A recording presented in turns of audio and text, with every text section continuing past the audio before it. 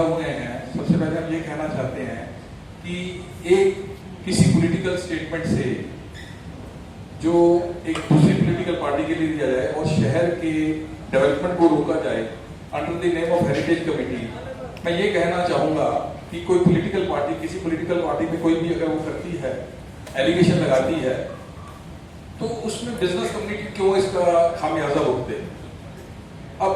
हमारे जो ये केसेस चल रहे हैं 726 की जो वायलेशन के केस के बारे में कह रहे हैं, रूफ कवरेज की कह रहे हैं या टेम्परेरी कवरेज के लिए कह रहे हैं,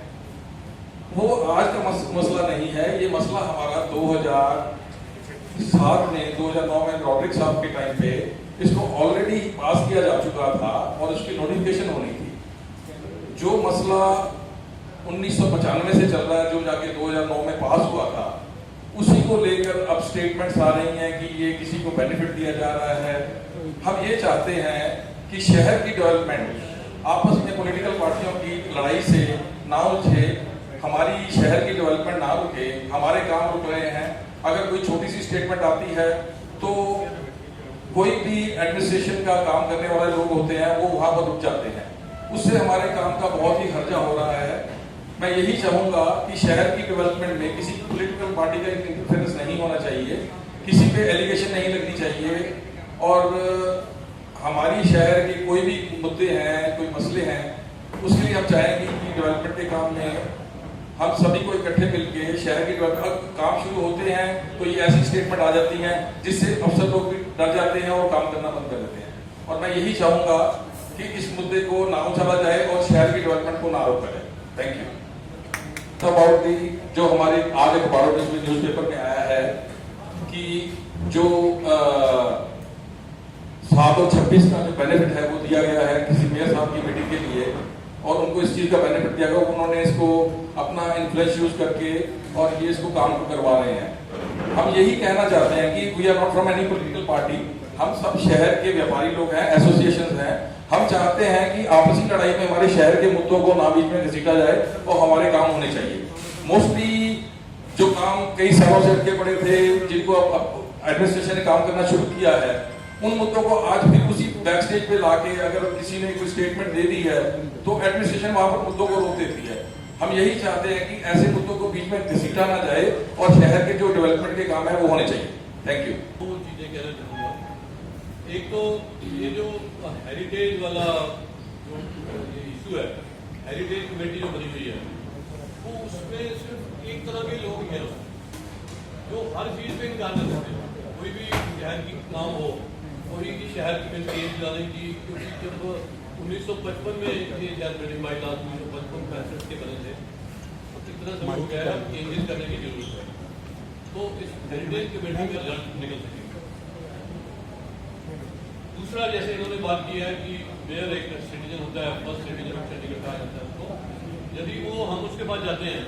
तो वो कोई काम आगे ले जाने की कोशिश करता है, उसको ये नहीं कहना चाहिए कि ये अपनी प्रॉपर्टी है तो इसलिए कर रहे हैं या पर्सनल इंटरेस्ट है। ये वो तो सिर्फ सेपरेट नहीं, वो सारे शहर का काम कर रहे हैं, कोशिश कर रहे हैं कि म्यूनसिपल कॉर्पोरेशन का काम तो करता ही नहीं रहा है, और दूसरे भी होते हैं उसमें भी वो कोऑर्डिनेट करने की कोशिश कर रहे हैं। तो ये मुद्दा है कि FIR बढ़नी चाहिए। FIR बड़ी है, अपने हरियाणा में बड़ी हुई है, पंजाब में भी FIR है, 2 FIR मिलती है। यहाँ पर हम उसी 0.75 पे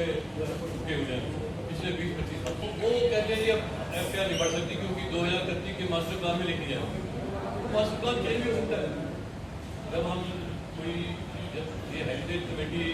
में हर तरह के लोग आ जाएंगे, हर तरह के व्यू वहाँ आएंगे, तो इसमें भी चंडीगढ़ बिजनेस काउंसिल का चेयरमैन और सेक्टर 17 का एसोसिएशन प्राइवेट। मैं सिर्फ अपनी इस बात के साथ, बाकी मेरे साथियों ने बहुत सी बात की है, मैं ये कहना चाहता हूँ कि इस शहर को हम अगर इंडस्ट्रियल सिटी बनाना चाहें नहीं बन सकता,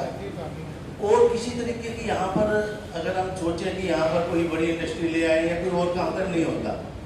तो यहाँ पर अगर हम यहाँ के बिजनेस को बढ़ाना है तो यहाँ के जो लोकल बिजनेस हैं या यहाँ के शॉपिंग एरिया हैं उन्हीं को आप प्रमोट कर सकते हो।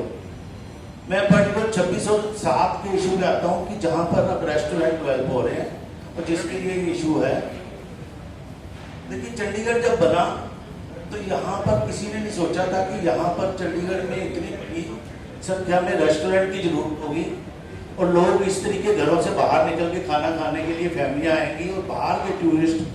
पर्टिकुलर हम चंडीगढ़ की बात करें तो आसपास के टूरिस्ट हिमाचल से, पंजाब से, रेस्टोरेंट की जगह जब शहर में डेवलपमेंट में नहीं थी तो उस डेवलपमेंट को पूरा करने के लिए यहाँ के बिजनेसमैनों ने एक अच्छा साधन ढूंढा कि 26 सेक्टर 7 में जगह है और उसको उस तरीके से वहाँ पर उतनी जगह की जरूरत है उस हिसाब से उन्होंने प्रमोट किया। और सबसे बड़ी बात है शहर को उससे बहुत बड़ा रोजगार मिलता है, बहुत बड़ा बिजनेस मिलता है और जब टूरिस्ट आते हैं तो उस टूरिस्ट को भी मतलब एक अट्रैक्शन है कि भाई उस जगह पर, और उस तरीके की जगह हमारे शहर में है ही नहीं जिससे हम मतलब इस तरीके के रेस्टोरेंट बना सकें।